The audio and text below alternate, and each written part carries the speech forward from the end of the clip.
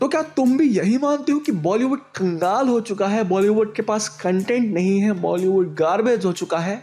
तो गुरु, ये है फिल्मी टोस्ट और मैं हूं योगीश और हम करने वाले हैं स्कैन कि बॉलीवुड स्कैम है या फिर जैम।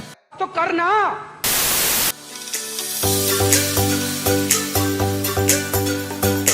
यदि कोई अच्छी बॉलीवुड फिल्म थिएटर में लगी है और तुम्हें उसको देखने का मन हो और तुम्हारा मन बोले कि भाई ये मूवी मैं किसी भी हाल में मिस नहीं करूंगा, और इस बात पर तुम्हारा दोस्त बोले कि भाई बॉलीवुड की फिल्में सेंसलेस होती हैं, उनमें कोई लॉजिक नहीं होता है, बॉलीवुड की फिल्में देखना तो पैसा बर्बाद है, तो क्या इस बात पर तुम्हें गुस्सा आएगा? तुम अपने दोस्त पर गुस्सा करोगे?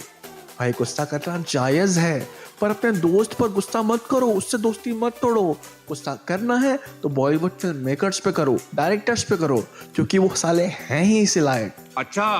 अरे पूरी फिल्म इंडस्ट्री ऐसी नहीं है, गिनती के कुछ फिल्म मेकर्स हैं जो 4-5 साल के अंतराल में कुछ अच्छी फिल्में ले आते हैं, लेकिन बॉलीवुड में सरवाइव करने के लिए उन्हें भी वही रस्में अदा करनी पड़ती हैं जो वर्षों से चली आ रही हैं। तो बात करते हैं उन रस्मों के बारे में जो बॉलीवुड के फिल्म मेकर सालों से निभाते आ रहे हैं और उन्हीं रस्मों को निभाकर इंडिया में करोड़ों पैसा छाप रहे हैं। सबसे पहले हमारी लिस्ट में आता है बॉलीवुड का शिद्दत वाला प्यार। बॉलीवुड के इस प्यार ने इंडिया की पूरी जनरेशन को बर्बाद कर दिया है।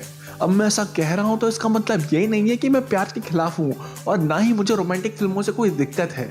बात ऐसी है, मैं केवल इतना कहना चाहता हूँ कि भाई प्यार के बिना भी फिल्म बन सकती है। प्यार कोई आलू नहीं है जिसे हर सब्जी में डाल दिया जाए। और फिर बारी आती है बॉलीवुड की अनवांटेड एंड थोपी गई सीक्वल्स की। अगर हमारे इंडिया में कोई फिल्म हिट हो जाती है और अच्छा बिजनेस कर लेती है तो हमारे प्रोड्यूसर्स और डायरेक्टर्स 1 साल तक तो उस फिल्म के हैंगओवर में रहते हैं। फिर 4-5 साल बाद याद आता है उन्हें कि भाई हमारी कोई फिल्म थी जो हिट हो गई थी, तो चलो उसका सीक्वल बनाते हैं। और वो सीक्वल्स बनाते हैं और ओरिजिनल फिल्म का नाम यूज करते हैं, भले ही कहानी का कनेक्शन हो या ना हो। और अगर गलती से कहानी का कनेक्शन हो भी जाता है, कहानी कंटिन्यू हो भी जाती है, तो भाई वो लोग लीड एक्टर ही बदल डालते हैं। और इसके पीछे का लॉजिक मुझे कभी समझ में नहीं आता है, आखिर क्यों करते हो ऐसा? जरूरत क्या है इसकी? मैं नहीं बताऊंगा। और तीसरी रस्म है रीमेक्स की। किसी और फिल्म इंडस्ट्री में कोई फिल्म हिट हो जाती है या फिर उसकी कहानी अच्छी होती है या फिर उस फिल्म की बहुत चर्चा होती है, तो पता नहीं हमारे बॉलीवुड के फिल्म मेकर्स में क्या चल मचती है, वो उसके राइट खरीद लेते हैं और उस फिल्म को रीमेक करते हैं।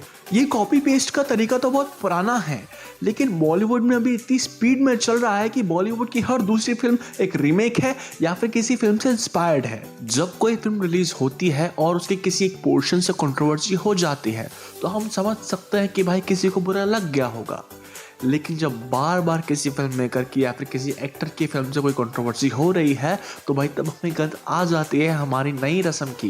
इसका नाम है फेक कंट्रोवर्सी। अपनी फिल्मों को हिट करवाने के लिए फिल्म मेकर्स और एक्टर्स इन कंट्रोवर्सीज का सहारा लेते हैं और फिल्मों पे ना फोकस करके फिल्म को कंट्रोवर्शियल कैसे बनाया जाए उस पर ज्यादा ध्यान देते हैं। क्या सोच है रे तेरी, मानना पड़ेगा।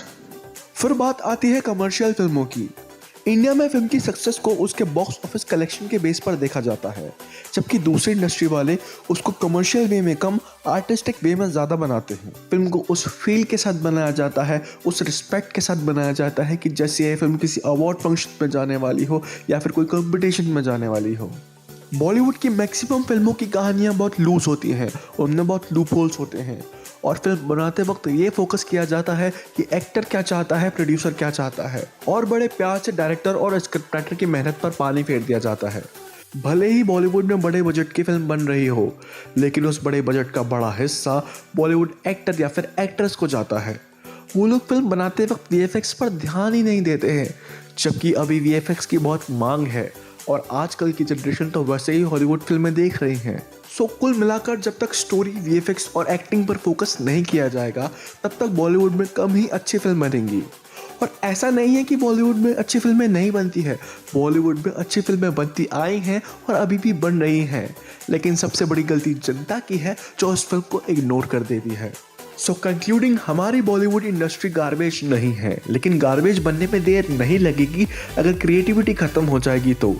मानते हैं कि हमारी इंडस्ट्री में क्रिएटिविटी कम है, लेकिन क्रिएटिविटी है ज़रूर।